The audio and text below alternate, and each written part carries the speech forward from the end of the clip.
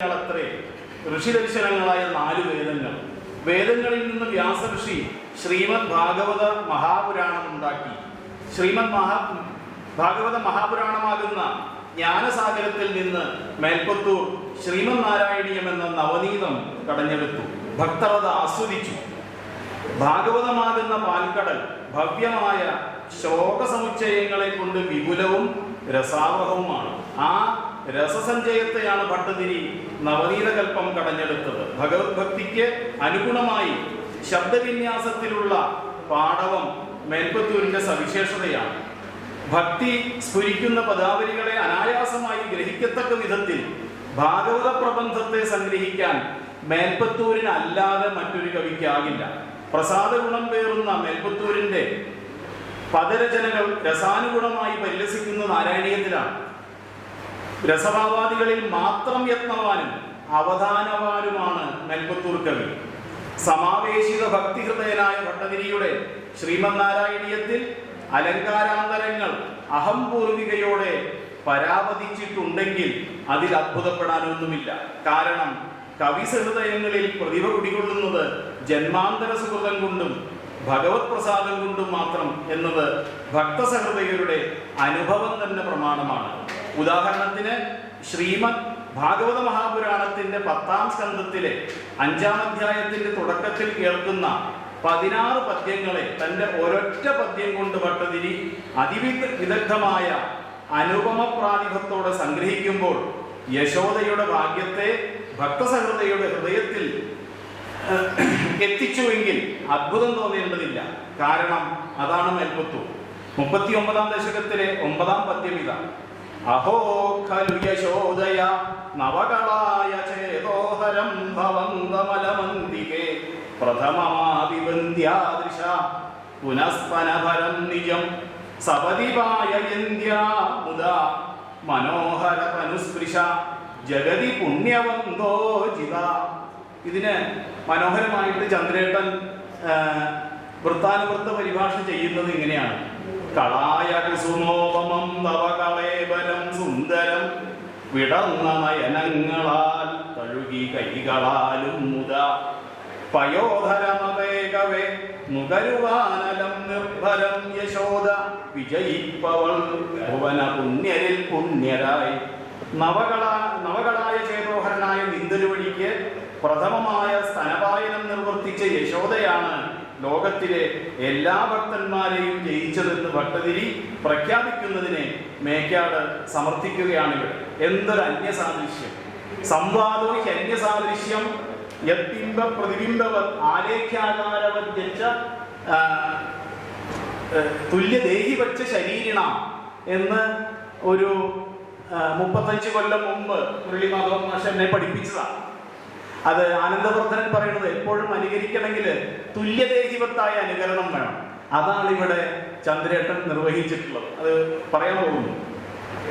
എൻ്റെ സാമാന്യമായ സഹൃദയ വീക്ഷണത്തിൽ വിലക്ഷണങ്ങളായ കവിഗുണങ്ങളെല്ലാം സമഗ്രമായി സമ്മേളിച്ചത് ക്രാന്തദർശിയായ KND മാഷ് എന്നറിയപ്പെട്ട കാഞ്ഞൂർ നടിയപ്പറമ്പ് ദുർഗാദത്തൻ ഭട്ടതിരിപ്പാട് എന്ന വിശ്വകവിയിലായിരുന്നു. KND മാഷയുടെ ഇവിടെ പേരക്കുട്ടിയാണ് ഇവിടെ ആങ്കറായിട്ട് ഇരിക്കുന്നത്. അപ്പോൾ അദ്ദേഹത്തിന്റെ ഗുരുതുല്യമായ ഉപദേശങ്ങളും സൗഹൃദവും സാഹിത്യാസ്വാദനത്തിൽ എന്നെ വളരെയധികം സ്വാധീനിച്ചിട്ടുണ്ട്. ഇക്കാലം അത്രയും സംസ്കൃതത്തിൽ മാത്രം എഴുതി ശീലിച്ച ഞാൻ KND മാഷയെ നമസ്കരിച്ചത് ഇപ്രകാരമാണ്. ഒരു 13 കൊല്ലം മുമ്പ് എഴുതിയതാണ്: കാവ്യാലാപകലാപരോപരചനാവ്യാപാര മോദോന്മുഖ പ്രോദ്യ കൈരള പദ്യകുംഭനവിദാമഗ്രേ സരസത്കവി ധധ്വം ഹൃത്സു സചേതസ കവിപരാം ദീക്ഷാം സചേതോന്മുഖീം ദുർഗാദത്ത മഹീസുരോത്ഥ കവിതാവാചാ ചിരം സ്യന്തതേ. കാവ്യവായനയിലും കലാരചനയിലുമുള്ള പ്രവൃത്തി കൊണ്ട് ആഹ്ലാദോന്മുഖവും ഉയർന്നു വരുന്നതുമായ മലയാള പദ്യരചന അറിയുന്നവരിൽ മുന്നിൽ നിൽക്കുന്ന ഒരു നല്ല കവിയുണ്ട്. അല്ലയോ സഹൃദയരെ, നിങ്ങൾ ഹൃദയങ്ങളിൽ സഹൃദയോന്മുഖമായ കവിദീക്ഷ ധരിച്ച് പോഷിപ്പിക്കുവിൻ. ദുർഗാദത്തൻ എന്ന ഭൂസുരനിൽ നിന്നിതാ കവിതാരൂപത്തിൽ വാക്ക് ഒഴുകിക്കൊണ്ടിരിക്കുന്നു. എന്നാൽ MKC മേക്കാടിൻ്റെ ഭാഷാനാരായണീയത്തിൻ്റെ അവതാരികയ്ക്ക് പുറപ്പെടുമ്പോൾ ഞാൻ KND മാഷെ ഓർക്കുന്നത് എന്തിനാണ്? അതിന് ഉത്തരം ഏകസംബന്ധി ജ്ഞാനം അപരസംബന്ധി സ്മാരകം എന്നൊരു ന്യായമുണ്ട്. ആ ന്യായം തന്നെയാണ്. കാരണം വാഗ്രൂപിണിയായ സരസ്വതി ദേവി KND മാഷിന്റെ നാവിൻ തുമ്പത്ത് ലാസ്യ നടനമാടി അല്പം വിശ്രമിച്ച് മേക്കാട് ചന്ദ്രേട്ടന്റെ രചനാകൃത്തിൽ നൃത്തച്ചുവടുകൾ വയ്ക്കുകയും സഹൃദയ ഹൃദയങ്ങളെ ആസ്വദിപ്പിക്കുകയും ചെയ്യുമ്പോൾ ഹന്തസിദ്ധ സരസ്വതി എന്ന് ഏതെല്ലാം സചേതസ്സുകൾ ഏകതാഗാനം പാടുകയില്ല. എനിക്ക് മാതുലകൽപ്പനായ എൻ്റെ അമ്മാമൻ്റെ പ്രായമാണ് ചന്ദ്രേട്ടന് ഉള്ളത്. ചന്ദ്രേട്ടൻ എന്ന് പറയുന്നു വെച്ചാൽ മാതുലകൽപ്പനായ കവിമേക്കാടിൻ്റെ സ്വഭാവാനുഗുണമായ വാത്സല്യാനുഗ്രഹങ്ങളാണ് ഈ അവതാരികയ്ക്ക് ഹേതു. പരാവാഗ്ദേവത സ്വയം രഥോദ്ധതയിൽ കയറി പദകുസുമോദ്ധതനായ KND മാഷോട് പറയുകയാണത്രേ, കുഞ്ഞുകൂട്ട തവ നാവിലെത്ര ഞാൻ നൃത്തമാടി ഗതകാലമത്രയും. കുഞ്ഞുകുട്ടൻ എന്നത് KND മാഷെ വിളിക്കുന്ന പേരായിരുന്നു. ചന്ദ്രൻ എന്ന കവിയുണ്ട് എനിക്കിതാ നാവിലേറി നടനം നടത്തുവാൻ. ദേവതകൾ, ഋഷിമാർ, മഹാപുരുഷർ എന്നിവരുടെ അനുഗ്രഹങ്ങളിൽ നിന്ന് ഉദിച്ചുയർന്ന പുണ്യസഞ്ചയമാണ് കവികുല തത്വാവഗാഹിയായ MKC മേക്കാടിൻ്റെ ശ്രീമൻ നാരായണീയത്തിനുള്ള വൃത്താനുവൃത്ത പദ്യസഞ്ചയം. ഒരു പ്രതിപാദനായ കവിയുടെ ജീവിതം ധന്യമാകാൻ എന്തു വേണം? കാരണം ശബ്ദമെന്ന ജ്യോതിസ് ഈ സംസാരത്തിൽ പ്രകാശിച്ചില്ലെങ്കിൽ ഈ 3 ലോകങ്ങളും ഇരുട്ടിലാണ്ടേനെ എന്ന് ദണ്ഡി കവി വാക്യം പ്രസിദ്ധമത്രേ. നല്ല കാവ്യങ്ങളെ സേവിച്ചാൽ ധർമാർത്ഥ കാമമോക്ഷങ്ങളിലും കലകളിലും വിചക്ഷണതയും കീർത്തിയും പ്രീതിയും ലഭ്യമാണ് എന്ന് ആലങ്കാരികന്മാർ വാദിക്കുന്നു. അതിൻ്റെ ഇടയ്ക്കൊരു കാര്യം പറയാനുണ്ട്. കഴിയുന്നത്ര വൃത്താനുവൃത്ത തർജ്ജമയാണ്, കഴിയുന്നത്ര ദ്വിതീയാക്ഷരപ്രാസം ഉപയോഗിക്കാൻ ചന്ദ്രേട്ടൻ ശ്രദ്ധിച്ചിട്ടുണ്ട്. പല ഭാഗത്തും ചില സ്ഥലത്തുണ്ടായിരുന്നു വരില്ല. വൃത്താനുവൃത്ത തർജ്ജമയല്ലേ, അപ്പോൾ അതിന് ചില നിബന്ധനകളുണ്ട്. അതേ ആശയം ഉൾക്കൊണ്ടുവരുമ്പോൾ എങ്കിലും ഒരുവിധ സ്ഥലത്തൊക്കെ സാധാരണ മറ്റ് കാറ്റിൻ്റെ വേദാന്തവും വേദനയുടെ വേദവും തുടങ്ങിയിട്ടുള്ള പുസ്തകത്തിലൊക്കെ വൃത്തത്തിൽ രചിച്ച പദ്യങ്ങളിലെല്ലാം ദ്വിതീയാക്ഷരപ്രാസമുണ്ട്. ഇവിടെ പല സ്ഥലത്തും ചിലപ്പോൾ ഉണ്ടായിട്ടില്ല, എങ്കിലും ഉണ്ട്. അതിൽ എന്താണ് ദ്വിതീയാക്ഷരപ്രാസത്തിന്റെ പ്രത്യേകത എന്ന് വെച്ചാൽ, കേരളവർമ്മ വലിയ കോയി തമ്പുരാൻ, ഞാൻ മുരളി മാധവ മാഷയുടെ നിർദ്ദേശത്തിലാണ് കേരളവർമ്മ വലിയ കോയി തമ്പുരാന്റെ 2 പുസ്തകങ്ങളിൽ ഗവേഷണം നടത്തിയത് കുറെ കാലം മുമ്പ്, 20-ാം നൂറ്റാണ്ടിന്റെ അവസാന കാലത്ത്. അപ്പോൾ അന്ന് ഈ കേരളവർമ്മ വലിയ കോയി തമ്പുരാനൊരു വാശിയുണ്ട്, ദ്വിതീയാക്ഷരപ്രാസം വേണം. അദ്ദേഹം വാസന്തി മധുവാർന്ന വാക്കിന് സജാതീയ ദ്വിതീയാക്ഷരപ്രാസം തീർപ്പത് കൈരളീ മഹിളതൻ മംഗല്യമാണോർക്കണം. ഹാ സംസത്തിൽ അസംശയം പഴിയതിൽ പാഴായി പറഞ്ഞാൽ പരീഹാസം സത്തുകൾ ഉത്കടത്തിനതിനാൽ ചൊല്ലുന്നത് ആശ്ചര്യമോ എന്ന് പറഞ്ഞിട്ട് ആ പ്രസ്ഥാനം ഉള്ളൂരിൻ്റെയും കേരളവർമ്മയുടെയും ഒരു പ്രസ്ഥാനം, AR രാജരാജവർമ്മയും KC കേശവപിള്ളയുമുള്ള വേറെ പ്രസ്ഥാനം. പക്ഷെ ജയിച്ചത് ദ്വിതീയാക്ഷരപ്രാസമാണ്. വൃത്തത്തിൽ കവിത എഴുതുന്നുണ്ടോ, ദ്വിതീയാക്ഷരപ്രാസം ഉണ്ടായിരിക്കും എന്നുള്ളത് പിന്നീട് വളരെ സ്പഷ്ടമാണ്. അപ്പോൾ ഇവിടെ ബിംബപ്രതിബിംബം പോലെയും ആലേഖ്യാകാരം പോലെയും തുല്യദേഹികളെ പോലെയും സംവാദമാകാം, അന്യസാദൃശ്യമാകാം. അത്യന്തം തുച്ഛാത്മാക്കളായ ബിംബപ്രതിബിംബഭാവത്തിലും ചിത്രരചനകൾ പോലെയുള്ളവയിലും കവികൾ അന്യസാമ്യം ചെയ്യാൻ പുറപ്പെട്ടാൽ തൻ്റെ കവിതകൾക്ക് ആത്മത്വം നഷ്ടപ്പെടും എന്ന് വിവേകമുള്ള കവികൾക്കറിയാം. അതുകൊണ്ട് തന്നെ അന്യസാമ്യം മുറ്റുന്ന പ്രസിദ്ധാത്മാവായ തുല്യദേഹി സംവാദത്തിലൂടെ കവികൾ സരസ്വതി ക്ഷേത്രത്തിൽ ചുറ്റും വിളക്ക് കൊളുത്തുമ്പോൾ ഏത് സഹൃദയർ ആനന്ദ നടനമാടിയില്ല? ഉദാഹരണങ്ങൾ ഇതാ. ദുർഗാദത്ത കവിതയുടെ അതേ രീതിയിൽ ഇദ്ദേഹത്തിന്റെ കവിതയും ഒരു ഉദാഹരണം കാണിക്കാം. ഒരു ഉദാഹരണമേ പറയുന്നുള്ളൂ, ബാക്കി വിസ്തരിച്ചിട്ടുണ്ട്. അപ്പൊ പാടി പാടി അനന്തമാധുരി ചൊരിഞ്ഞാലോലനൻ ചന്ദനക്കാടിൻ ശാദ്വല സാന്ദ്രകാന്തിയിൽ അഴിഞ്ഞാടും കളാലാപിനി കൂടി കൂടി വരുന്ന രാഗമൊടുതാന്തിൻ പഞ്ചവർണ്ണ കിളിക്കൂടിൻ വാതിൽ വെക്കുമ പഴയരിക്കാണിക്ക കൈകൊള്ളുമോ എന്ന് തുലാസിന്റെ ഒരു തട്ടിൽ വെച്ച ദുർഗാദത്ത കവിതയുടെ മറുതട്ടിലേക്കിതാ സമാനതാഭാവത്തിൽ മേക്കാടിന്റെ ശബ്ദവും പാലും തേൻ പഴമേകിയിൽ അനുദിനം നിൻ പാരൊളി പുഞ്ചിരിച്ചേരും സത്ഫലം ഗീതിയും പരിഭവം ചേരാത്തത്രേം ചൊല്ലലും പോലും മോദമൊടാസ്വദിക്കുമേ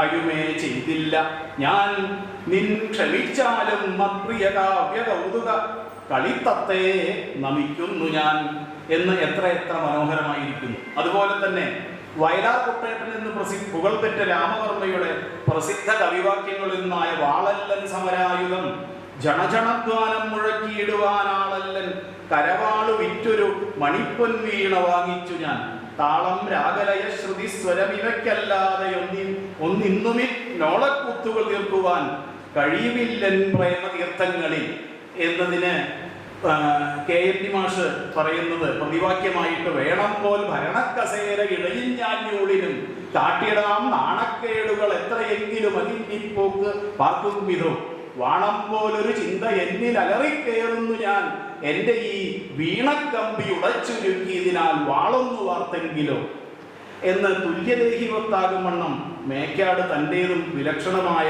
സാരസ്വത പ്രതിഭ പ്രകടിപ്പിച്ചുകൊണ്ട് പറയാണ് ഇല്ലാ വീണയഴിച്ചുരുക്കിയതിനാൽ കൈവാളു തീർത്തിയിടുവോരില്ല വാളുകൾ വിൽക്കുവോരു മണി പൊൻവീണ വാങ്ങിക്കുവാൻ ഇല്ലാരും തലപൊക്കുവാൻ പ്രതികരിക്കാനൊന്നു ചിന്തിക്കുവാനെല്ലാം പോയി തുലയുന്നതിന് അഴിമതി കൂട്ടമായി എന്ന് സമർത്ഥമായൊരു കാവ്യപരിഷ്കാരം അദ്ദേഹം പ്രകടിപ്പിക്കുന്നു.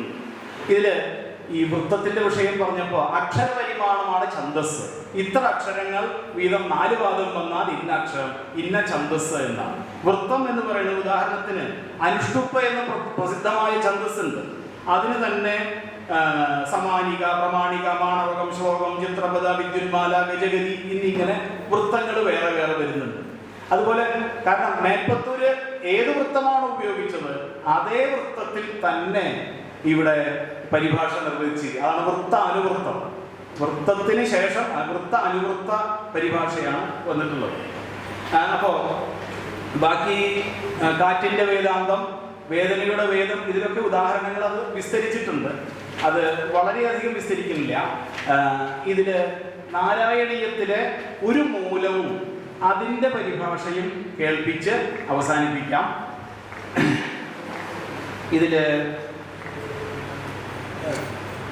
സൂര്യസ്പർദ്ധി കിരീടമൂർദ്ധ തിലക പ്രോദ്ഭാസി എന്ന് തുടങ്ങുന്ന 2ാമത്തെ ദശകത്തിലെ പദ്യത്തിന് പരിഭാഷ സൂര്യന്നേറ്റമസൂയയാർന്നമകുടം ഫാലം സുഗോപീവരം കാരുണ്യാകുലലോചനം രുചിരനാസിക്യം മൃദുസ്മേരവും ചാരുശ്രീമകരാഭകുണ്ടലമതും ശ്രീവത്സവും കൗസ്തുഭം ചേരും കണ്ഠമുദാരഹാരമിതുനിൻ വൈകുണ്ഠരൂപം തൊഴാം. വേറെയും ഇതിൽ എഴുതിയിട്ടുണ്ട്, അത് പിന്നീട് പറയാം. അത് പുസ്തകത്തിൽ കാണാം. സ്വതസംഭവിയായി മേക്കാട് ചന്ദ്രേട്ടൻ്റെ കവിതോദ്യാനം ഞാൻ എഴുതാൻ കാരണം കവിതാ ഗാർഡൻസ് എന്നാണ് അദ്ദേഹം താമസിക്കുന്ന സ്ഥലത്തിൻ്റെ പേര്. അതാണ് കവിതോദ്യാനം. അത് ആനന്ദവർദ്ധനൻ പ്രയോഗിച്ച ഒന്നാണ്. കവിതോദ്യാനെ ധ്വനിർദർശിക എന്ന് ധ്വനിയെ കാണിച്ചു കൊടുക്കുന്ന സ്ഥലത്ത് പറയുന്നുണ്ട്. അവിടെ കവിതാസാഗരം അലയടിച്ചുയരുന്നു. മേഘദൂതം വൃത്താനുവൃത്തം ചെയ്ത TR നായർ, മഹാഭാരതം വൃത്താനുവൃത്തം ചെയ്ത കുഞ്ഞുകുട്ടൻ തമ്പുരാൻ എന്നിവർ സഹൃദയഹൃദയങ്ങൾക്ക് ഒരുപക്ഷെ ദീപശിഖകളായേക്കാം.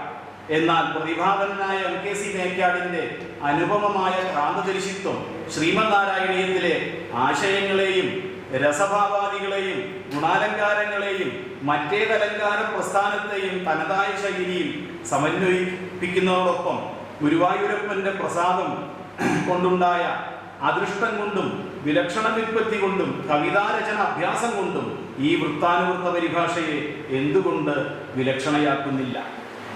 വാച്യ ചമത്കാരം കൊണ്ട് വ്യംഗ്യചമത്കാരത്തെ പോലും അപ്രധാനമാക്കുന്ന ഗുണീഭൂത വ്യംഗ്യം എന്ന വിഭാഗത്തിൽപ്പെട്ട അർത്ഥാലങ്കാരങ്ങളായ സമാസോക്തി, പര്യായോക്തം, ആക്ഷേപം, തുല്യയോഗ്യത, അപ്രസ്തുത പ്രശംസ, പരികരം, ദീപകം, വിശേഷോക്തി, അഭംഗശ്ലേഷം, അപന്യുതി തുടങ്ങിയ അലങ്കാരങ്ങളെ മറ്റു കാവ്യങ്ങളിൽ എന്ന പോലെ ശ്രീമന്നാരായണീയത്തിലെ വൃത്താനുവൃത്ത പ്രകാശനത്തിലും മേക്കാട് തികഞ്ഞ പ്രൗഢിയോടും ചമത്കാരത്തോടും കൂടി സമർപ്പിക്കുന്നത് അനുവാചകർ അവധാനതയോടെ പരിശീലിക്കേണ്ടതത്രേ. അല്ലയോ സമാരാധ്യരായ കവികളെ, സഹൃദയരെ, അനുവാചകരെ, നിങ്ങളുടെ ഭൃത്യനായ ഞാൻ സഹൃദയ ഹൃദയങ്ങളിൽ സമർപ്പിക്കട്ടെ. രാഗദ്വേഷ വികാരമത്സരചരീ നിർമാർജനി പ്രോജ്വലേ പ്രഹ്ലാദ പ്രകരാഢ്യ സജ്ജന മനോലീനേ നമസ്തേംബികേ പീയൂഷാവഹ ചന്ദ്രവര്യ കവിതാ സംവാദമേളോദ്ഭവേ വാണീമേതുരചന്ദ്രികേ മണിമയി പ്രീതിം ഹരേരർജത. രാഗം, ദ്വേഷം, വികാരം, മത്സരം എന്നിവയുടെ ഒഴുക്കിനെ തടുക്കുന്നവളെ, വേണ്ട വിധം നന്നായി വിളങ്ങുന്നവളെ, ആഹ്ലാദത്തിന്റെ കൂടിച്ചേരൽ കൊണ്ട് സമൃദ്ധരായ സഹൃദയരുടെ മനസ്സിൽ അണിഞ്ഞവളെ, അമ്മേ സരസ്വതി, അവിടേക്ക് നമസ്കാരം. അമൃതൊഴുകുന്നവയായ ചന്ദ്രേട്ടന്റെ കവിതകളുടെ അന്യസാദൃശ്യങ്ങൾ മേടിക്കുന്നിടത്തിൽ നിന്ന് ഉദ്ഭവിക്കുന്നവളെ, വാക്കാകുന്ന മൃദുലനിലാവേ, രത്നസ്വരൂപിണി, അവിടുന്ന് ഗുരുവായൂരപ്പന്റെ പ്രീതി സമ്പാദിച്ചുകൊള്ളൂ. നമസ്കാരം.